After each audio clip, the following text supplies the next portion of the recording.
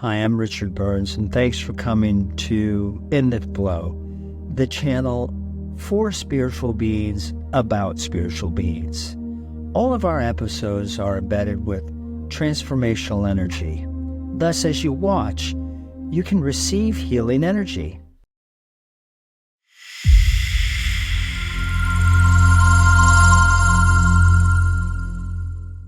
So my name is Alx Utteman, and I am a master healer and teacher of spirituality. I spent many years training and living in South India with a living saint whose name was Kaleshwar, who was a miracle healing saint, and pretty well got the goods, I guess, and was sent back to the U.S. to teach and heal in 2005. So since the late 90s, really, this has been my life.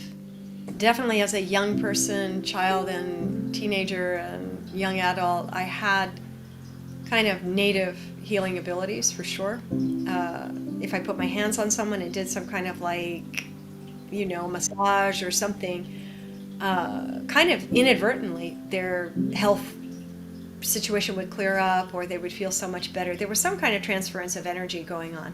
I was really only kind of dimly aware of that. I kept understanding things about people that I shouldn't know.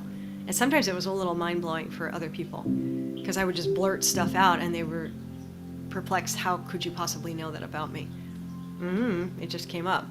So there were sort of these, and to say also, if I put my hands on people and did any kind of body work, or at one point I learned some reflexology from a foot chart and helped a boyfriend get out of a horrible sinusitis, I started noticing that if I put my hands on someone and did some kind of whatever healing modality, they would have a rapid result, and it was sometimes quite shocking. So I had this sense of, oh, there is more afoot here than meets the eye. There's some kind of energy happening through me or in me. There's definitely, I think, more in this creation than I can see or hear or taste or touch. And I couldn't put my finger on any of it. It all seemed quite ineffable and a little bit vague. I went through a lot of trauma as a child with the death of my mother, and then an abusive stepmother was put in my life very quickly. I had a lot of moments of feeling like if I could just see behind the curtain of all this drama in my life, I would understand more of what was behind it. I had that sense. I didn't know how to open that curtain, but I felt that it was there. Later, during my college years, I did a couple of hallucinogenic trips that definitely showed me, sort of the dimensions of the world behind what we conventionally see.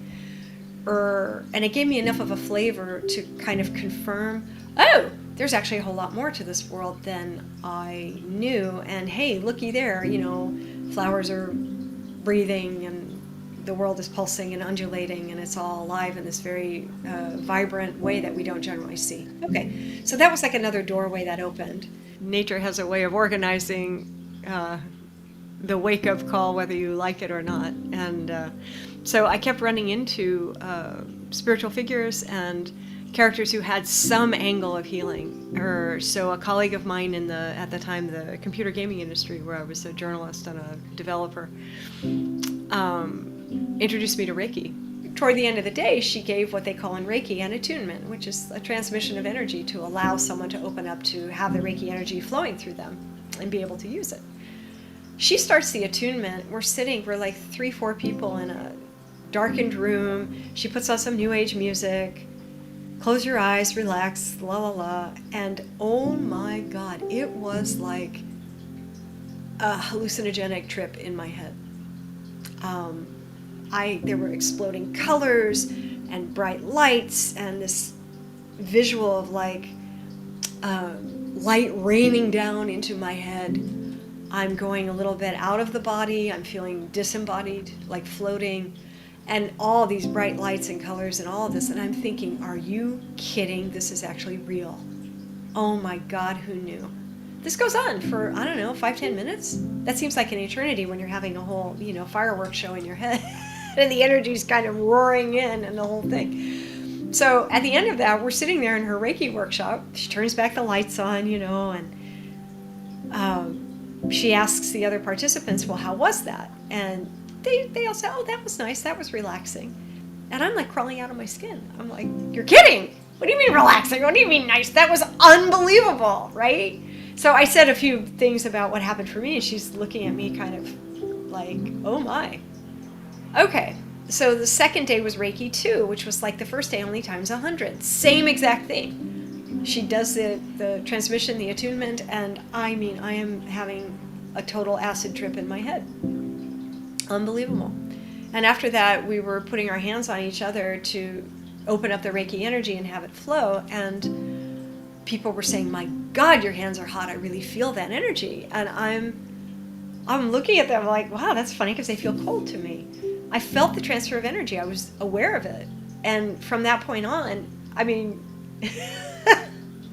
none so enthusiastic as those recently converted, right? I became this kind of wild Reiki healer, just doing Reiki on everybody I knew, on friends, on lovers, on whoever I encountered who seemed to have some trouble.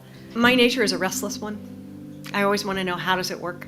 It's not enough for me to drive the car. I need to know what's under the hood and how it operates. So I kept asking questions, and nobody seemed to have any answers. And that's where I was in the fall of 1999, when my path crossed with Sri Kaleshwar, who is at the time he was a 27-year-old lion of miracle healing. That was his his calling card.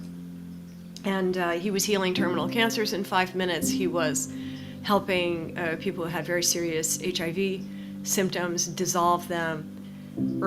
He was demonstrating miracles, like creating objects out of thin air, or teleporting objects from somewhere and giving them to the people around him, his students and people he encountered, in order to carry that healing energy into the world.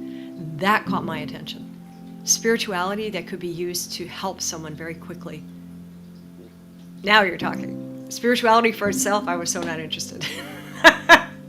So I suppose you could say I always was a healer, but began to remember a lot more about it, and then underwent very, very difficult, rigorous training for many years in South India to really get to the kind of bottom of how things work. I studied this rigorous program, and now I turn around and teach it all to people who are very interested and really want to go to the depths of how this creation operates and how to help people through it. But in that process, they also themselves have to get healed to a certain point. They have to get healed from their own traumas and emotional baggage that might be preventing them from seeing who they really are. It may be old karmas from God knows how many lifetimes have to get dissolved to a certain point that that person can see who they are. It may be that they need a kind of spiritual reset.